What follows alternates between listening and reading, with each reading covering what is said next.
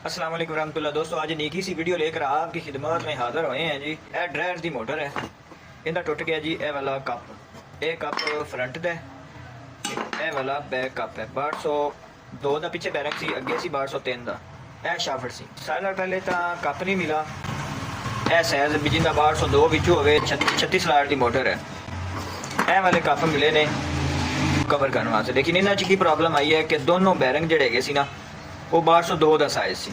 शाफट मैं पहले ही खरादियां दे दी सी कि इनका ना जी 5 सूत्र का बुश लगा दो, क्योंकि मैंने पता सी भी कप मिल जाएगा। लेकिन जो कप नहीं मिला मैं फौरन उन्होंने कॉल कर दी थी कि प्रॉब्लम आ रही है तो तुसी ना माल ना भरिया ने, इन्हें तो 1202 का साइज करा लवांगे।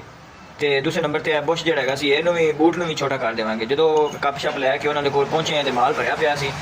फिर प्रॉब्लम आ गई, हुण तो जी यह वाला साइज ही होगा।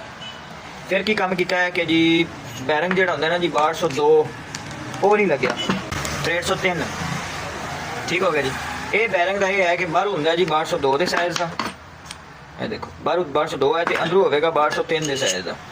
यह लग गया, थोड़ी सट लावेंगे तो फिक्स हो जाएगा। आह वाला बैरिंग का अमूमन 170 रुपये का मिल जाता है, तो यह 250-60 रुपये का बैरिंग। ठीक है जी, यह छोटी जी इन्फॉर्मेशन थी, लिहाजा यह हम इहदे विच फिटिंग हो जाएंगे। इहदे 3 बोल्ट लगे ने, ठीक है। मोटर में फिक्स करने वास्ते इन लगे हुए सी 4 बोल्ट।